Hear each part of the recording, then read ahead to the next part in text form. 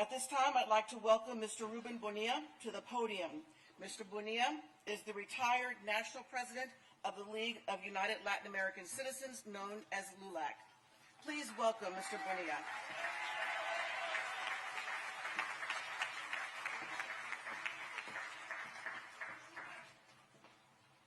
Thank you very much. That was a surprise. I expected to be next to last or last, but what an honor and indeed an emotional moment, because in 1977 I served in a position of leadership in LULAC, and our community of South Texas, the Gulf Coast of Houston, and indeed throughout the nation was torn and ravaged by this dastardly deed. But I first want to pay honor and homage to all the distinguished guests who are here, and I'm humbled to be included. It's the first time that I have an opportunity to address a gathering like this in probably several decades, because I've concentrated on my practice of law. I thank the mayor, Congress, member of Congress, and so inspired by Sylvia's work in the United States Chambers. In fact, let's give all our public officials a great hand for their leadership. Likewise, I commend and congratulate all those involved in the design and the planning and the construction of what will be a landmark, not just in Houston, but a model for citizen cooperation throughout America. It is said that death leaves a heartache no one can heal, but love leaves a memory no one can steal. And this unattributable quote is never more applicable to anyone than to Margaret Torres, resilient for more than 45 years, unshakable faith in our system of government and the law of justice, and an unassailable courage which we should all do well to emulate. As we remember her son, let's take a moment and pay tribute to Margaret Torres, her daughter Janie, and to Richard Bonilla, her grandson.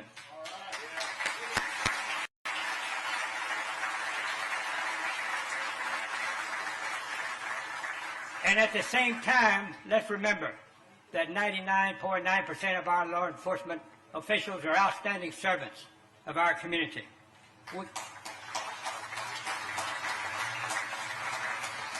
All of us support law enforcement, but as Ms. Torres simply but poignantly stated in a recent Houston Chronicle article, quote, "I ask that they just do their job right," end quote. And had they done their job right on May 5th, 1977, we would not be here today.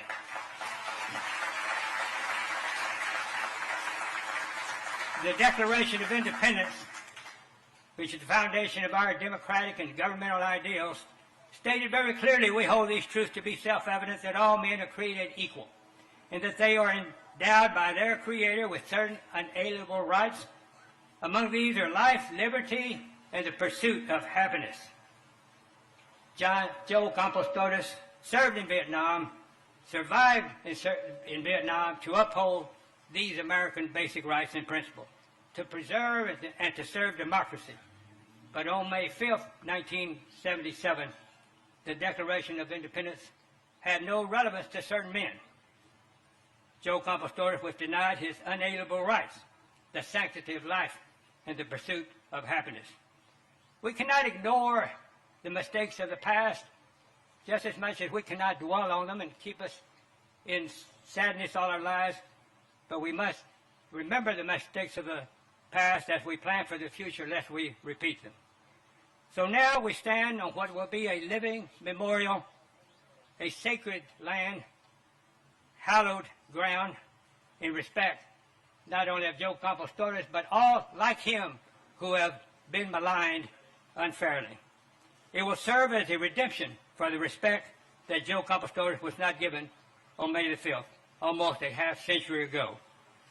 Father remarked upon Cinco de Mayo, the 5th of May, and we began this ceremony with mariachis, all part of our Mexican heritage, our proud culture. My father was born in Puebla, my mother in Monterrey.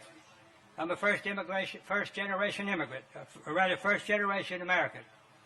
It's a certain irony that this occurred on Cinco de Mayo because Mr. Campos was probably celebrating the holiday like we all do. We gather and we enjoy mariachi music. We may have a drink or two.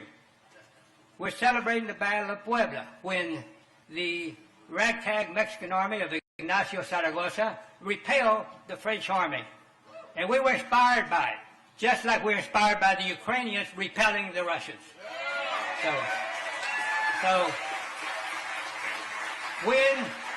when they repelled the French army, it delayed the French invasion and presence in Mexico by over a year, thereby likely preserving our American continent, which was at the time embroiled in a civil war. So that battle is celebrated as much actually more in America, as Father noted to me privately, than it is in Mexico because of the importance to America. And that's what Joe Campos Torres was celebrating. Being an American, fighting for America, and preserving the dignity of every American person. But certain men did not understand the culture because they weren't trained properly to understand and respect the culture. The punishment for disorderly conduct is perhaps a fine, maybe detention in a cell for a few hours. The punishment for disorderly conduct is not a beating. The punishment is not death. The punishment is not execution.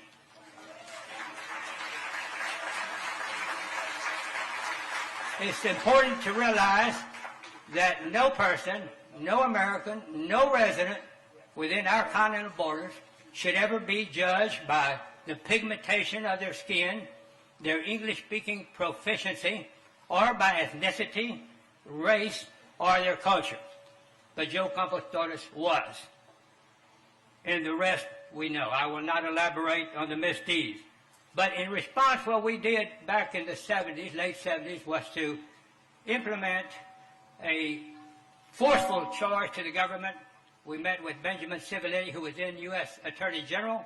We met with Senator Ted Kennedy of the Judiciary Committee. And we were blessed that President Carter appointed Tony Canales, United States Attorney for the Southern District.